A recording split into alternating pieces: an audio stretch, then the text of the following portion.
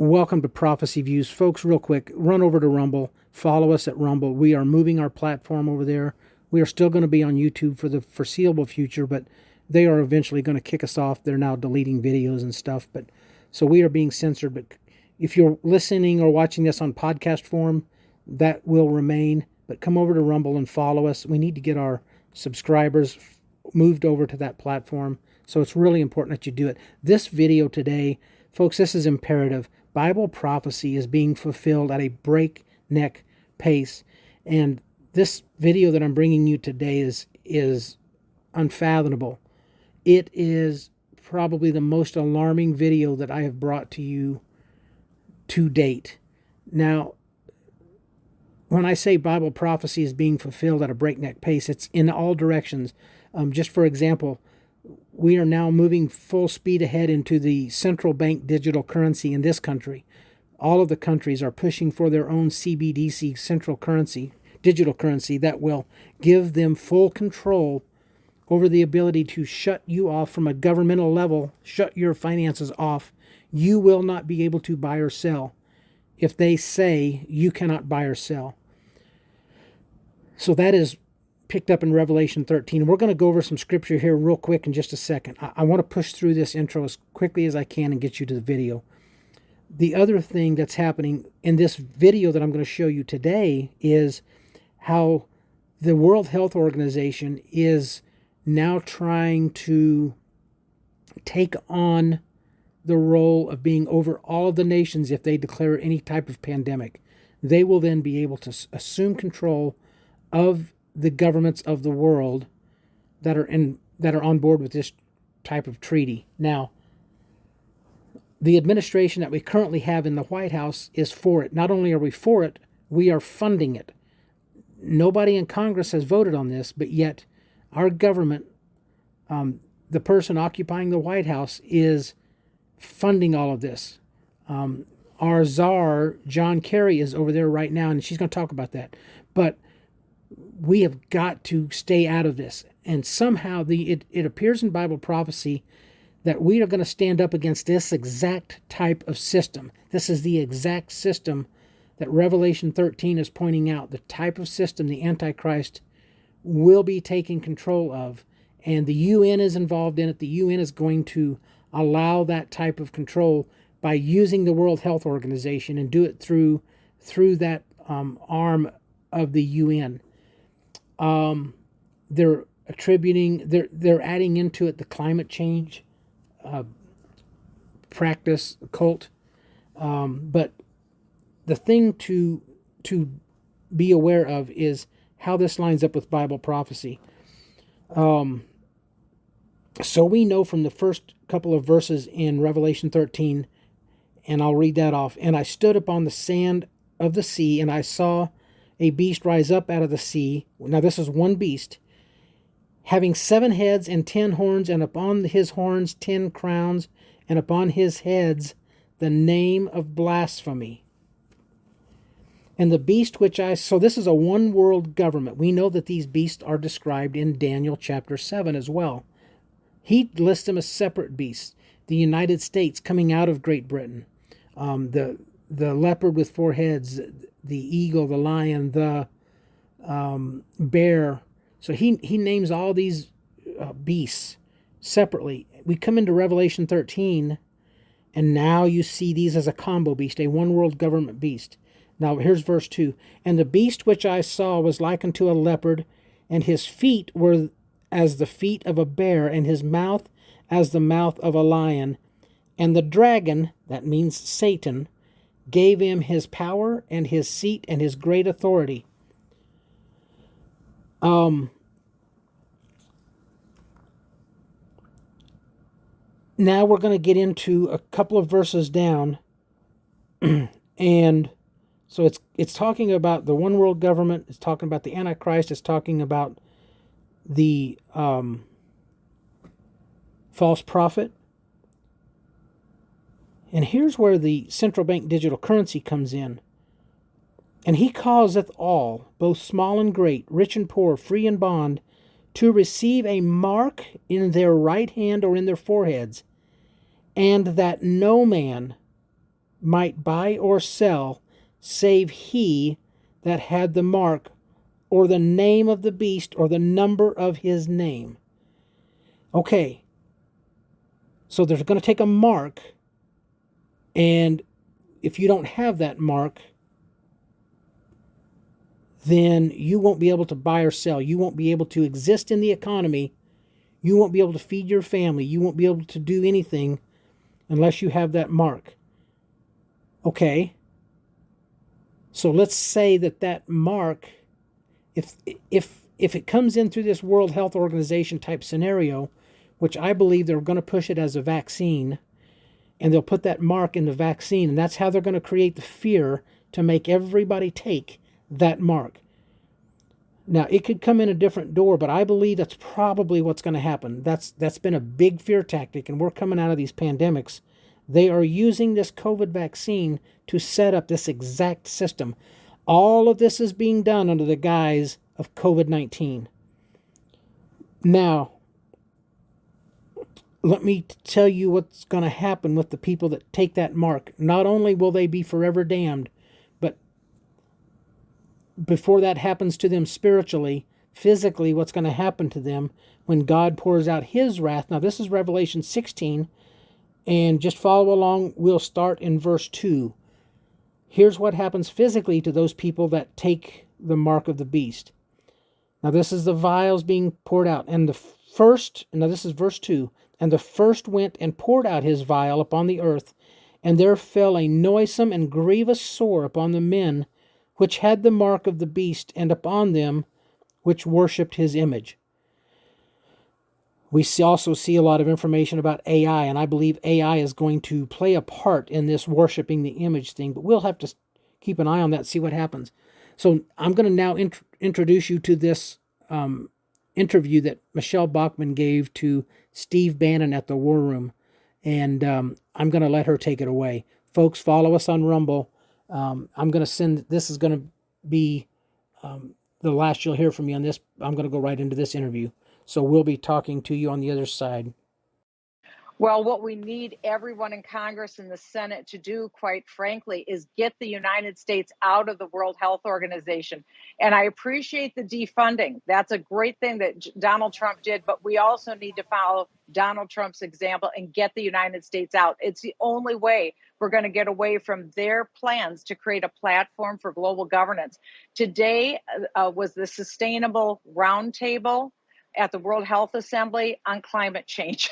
And so, believe it or not, the centerpiece of today was forcing all these delegates to listen to none other than John Kerry from the United States.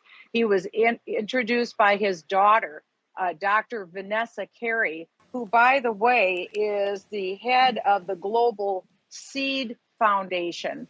And she is a recipient of millions of dollars from the Clinton Health Initiative. So there's this incestuous relationship of organizations and money. But the big thing today is this. The head of the World Health Organization, Tedros Ghebreyesus, said that the climate crisis is a health crisis. He said the climate crisis is their priority. Climate is the number one mission of healthcare. So one of the doctors in charge of the environment and climate at the World Health Organization said very clearly that we were focused on infectious diseases, but now we're going to be moving away from infectious diseases and we're going to focus now on climate change. So all of these climate change people who saw they were going to establish global government through climate change, now they see after the pandemic, and that works so well for the World Health Organization to try to control people's lives. Now they see that the platform, if you will, for global government is coming through healthcare. So the climate change people are jumping square in.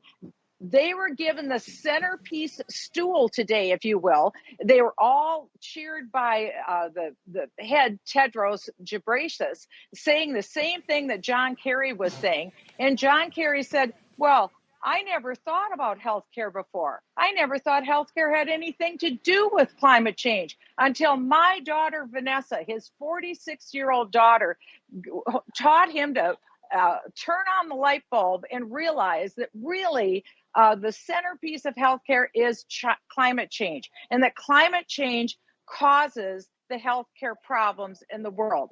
That's what was stated today. So now what we're seeing is, once again, our old friend climate change is going to be one of the drivers of decision making at the World Health Organization. So when I spoke to you before about the One Health Initiative, meaning that the criterion for decision making on healthcare decisions in the future will be based upon the environment, humans, and animals. In other words, humans equal cockroaches, equal dirt. So it will be whatever they see with climate change, whether it's racism, whether it's poverty, whether it's lack of food.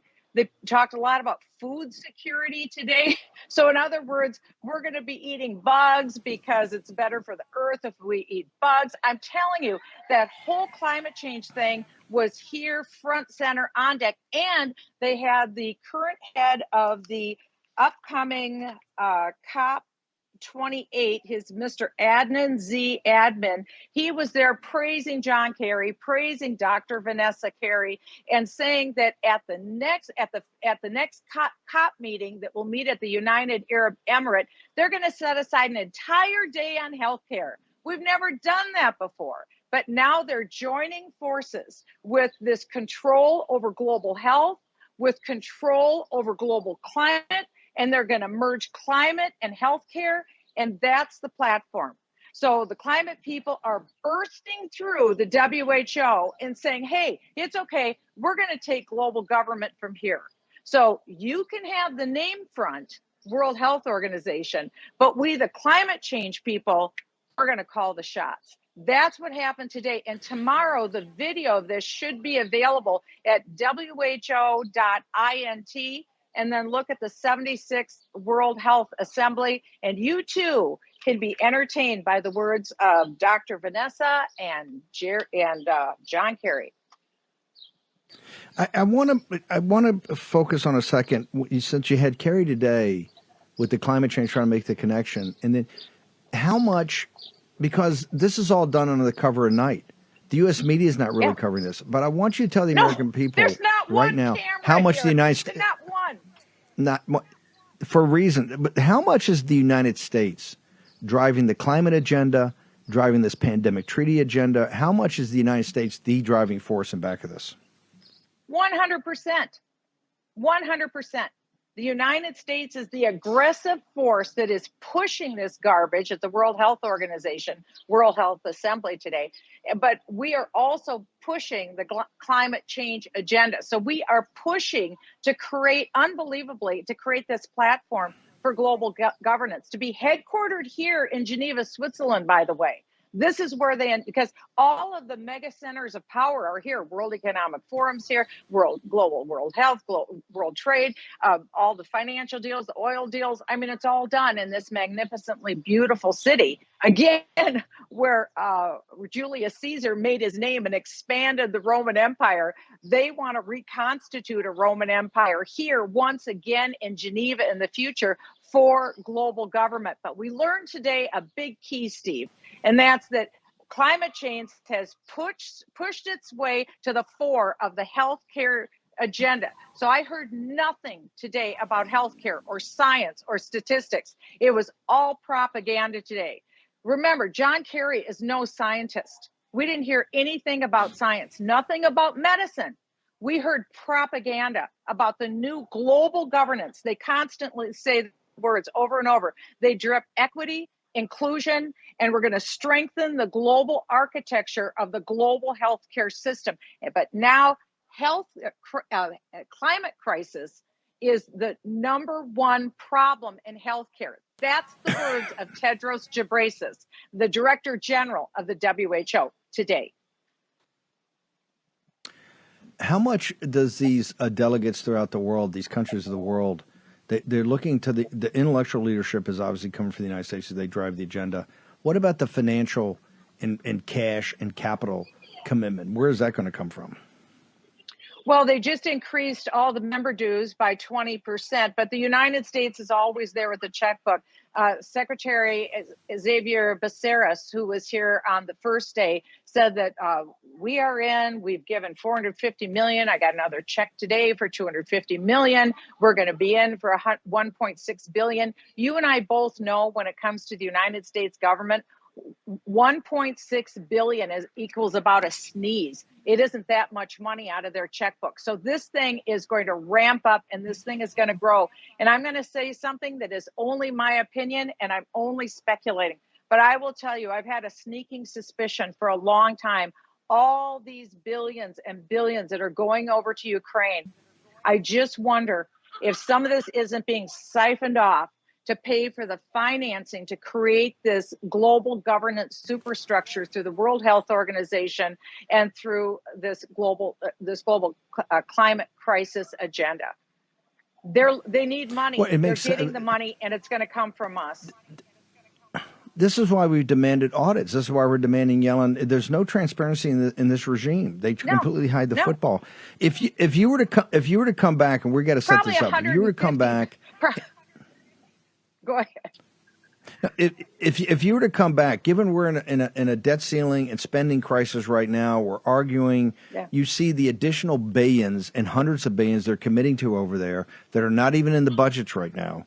If you were to come back and present to the House, to your former colleagues, walk me through your presentation of what the U.S. regime is over there with no authority. There's been no presentations to Congress about that. Kerry hasn't come and talked to anybody about this.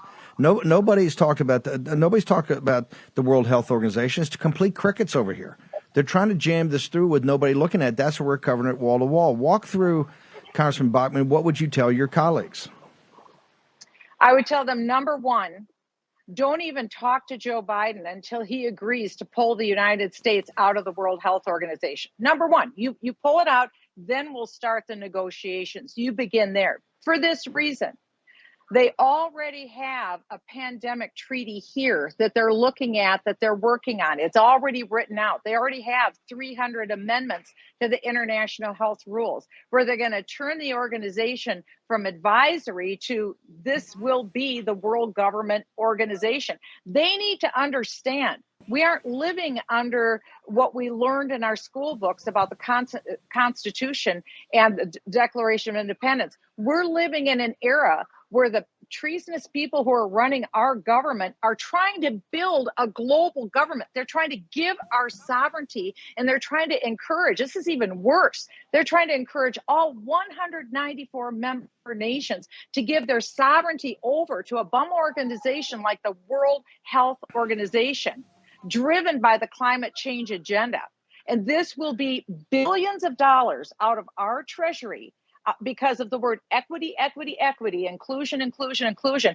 It's our treasury money that will come in to this global governance, and this will be used for the funding. So are we going to get richer? We're going to get miserable and poor because our revenues are going to go into this unending pot of money. Because I'm telling you, I saw the delegates. I was with them. They all believe without a shadow of a doubt they're going to have American-style health care, and it's going to be equity, equity. And so we are going to be paying for the whole world to have what we have at the Mayo Clinic in Rochester, Minnesota. That's what their thinking is. That's what they're led to believe. And I will tell you, I don't know if I've said this yet, the same pre-COVID narrative, that's what I'm hearing here. You would never think we went through what we went through with the pandemic. You'd never have even a sense of that. They haven't talked one word about vaccines or adverse reactions or any of the other problems that we have, or the problems with lockdowns, or the problems with masking. You haven't heard one thing about that. What you've heard here is a doubling down on all the mistakes that the World Health Organization made. Oh, they're planning to double down and do more of the same and dish it out. And 1 year from this week is when they plan to pass it. And I'm telling you, there wasn't 1 ounce of dissent. This is my 7th day here.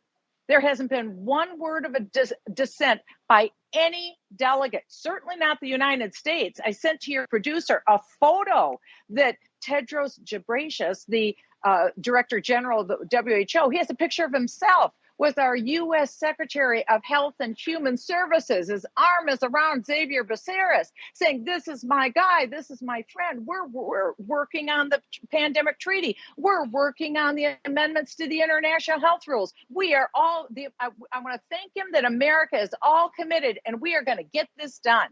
So all I can say to you, America, and to the United States Congress is, unless we register some dissent, unless Congress finally gets off their hind legs and says, get us out of the World Health Organization, this is going to be done from a year from now. They're going to do a simulation this fall based upon the proposed pandemic treaty and based upon these proposed amendments. They're going to do a simulation this fall, acting under as though this is already a done deal, but a year from now, they plan implementation.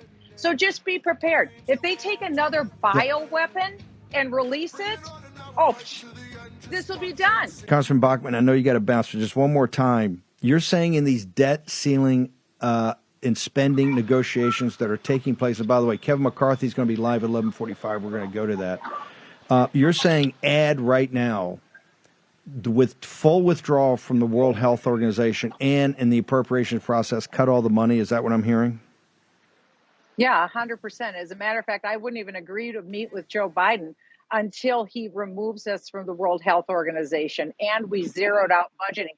Zeroing it out budgeting honestly won't do anything because they'll find money from other sources to fill that hole. We've got to get out of the World Health Organization. So two things. Number one, every House member, Republican, needs to sing off the same page. Get the United States out of the World Health Organization. But most importantly, the United States Senate needs to pull this pandemic treaty into the Senate now. You've got our American negotiators negotiating this treaty now. They're here in Geneva negotiating it. Why isn't it sitting in the U.S. Senate where our senators are looking at this treaty? They've never even been served a copy of it. We don't even have the current amendments from the World Health Organization. Everybody's been scrambling. Supposedly delegates got them on Friday. The public hasn't. This is a completely non-transparent project. The whole pandemic treaty was negotiated behind closed doors. We don't even have the current amendments that they're working off of. We have the ones from February. So this is a completely shadowy process. So it's got to stop. And this is where Kevin McCarthy can do that. He can say, we aren't even going to negotiate on debt ceiling until you get us out of the WHO, because they've lied to us. They've lied to us. And now they're trying to bring this deceit home. So you can start there. But the Senate has got to get to work, and they've got to bring this pandemic treaty in, whether they can get a real hearing from Chuck Schumer or they have to hold their own hearing in a side room. They got to have a hearing on this. It's that consequential. So do you now see how at least three different parts of Revelation 13 have been fulfilled? The one world government will be controlled by a single individual that will come up later, but that individual will be control of a system that has the ability to take the digital currency that they're talking about, number one, add that to everything you just heard in this interview, and you now have the entirety of the control system to take the sovereignty away from nations individually, put them under the World Health Organization, under the mandate of the United Nations, and simply